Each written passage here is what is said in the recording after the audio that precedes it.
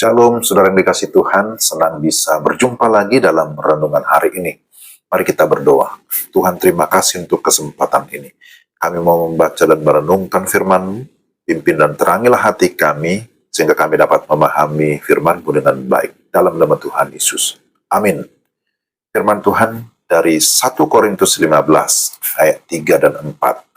Sebab yang sangat penting telah kusampaikan kepadamu, yaitu apa yang telah kuterima sendiri, ialah bahwa Kristus telah mati karena dosa-dosa kita, sesuai dengan kitab suci, bahwa ia telah dikuburkan, dan bahwa ia telah dibangkitkan pada hari yang ketiga, sesuai dengan kitab suci.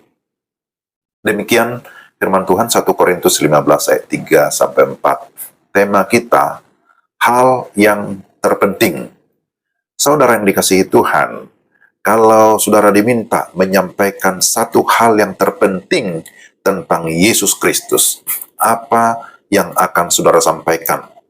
Ketika saya mengajukan pertanyaan ini kepada beberapa orang, mereka memberikan jawaban yang beragam dengan menyebutkan berbagai mujizatnya, juga ada yang menyatakan tentang kelahirannya yang ajaib.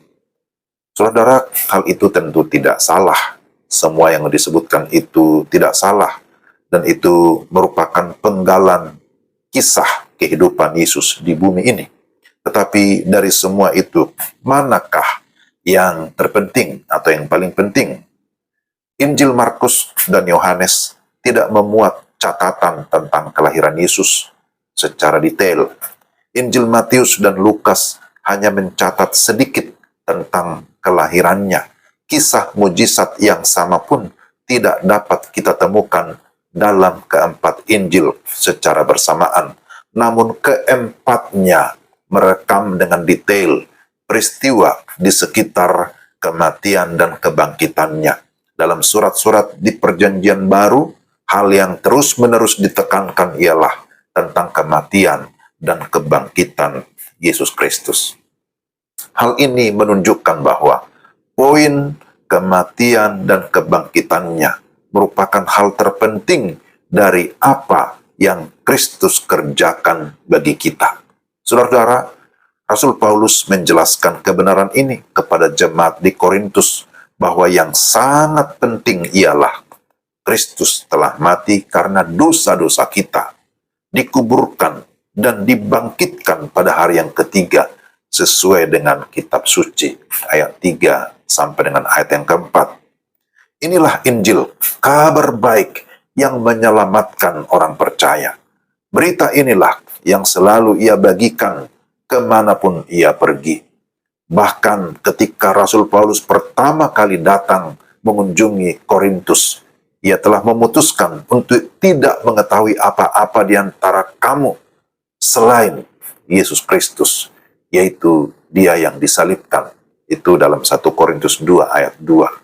Saudara, kiranya kita juga memahami pentingnya kebenaran ini, agar kita dapat membagikannya kepada orang lain.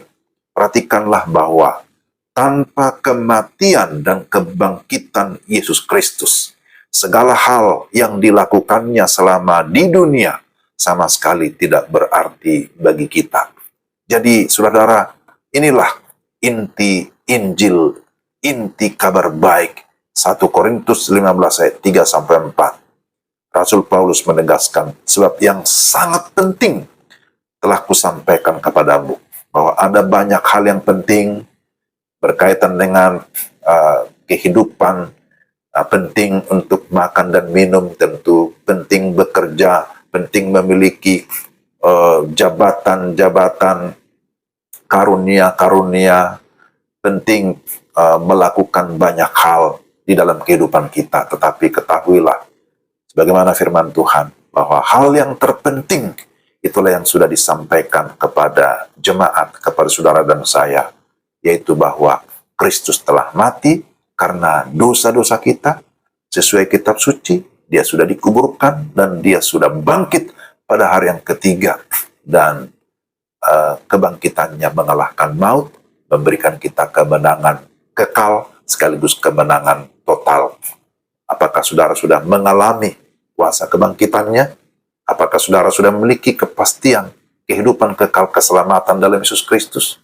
Jikalau sudah, puji Tuhan, dan jangan lupa share, bagikan itu kepada orang lain, supaya mereka pun mengenal Kristus Yesus sebagai Tuhan dan Penyelamat satu-satunya. Mari kita berdoa. Tuhan, terima kasih untuk firman-Mu yang memberikan kami sebuah penegasan bahwa hal yang terpenting dalam hidup ini adalah kematian dan kebangkitan Yesus yang memberikan kami kemenangan atas dosa, kemenangan atas iblis, bahkan kemenangan atas maut. Terima kasih untuk karya yang Tuhan sudah kerjakan di dalam hidup kami, dan ajar kami menghargai semua anugerah-Mu dengan hidup sesuai kehendak-Mu, dan kami dapat melakukan apa yang Tuhan amanatkan kepada kami. Terima kasih, dalam nama Tuhan Yesus kami berdoa dan bersyukur. Amin. Demikian renungan kita. Tuhan memberkati Bapak Ibu dan Saudara sekalian. Selamat beraktivitas. Salam.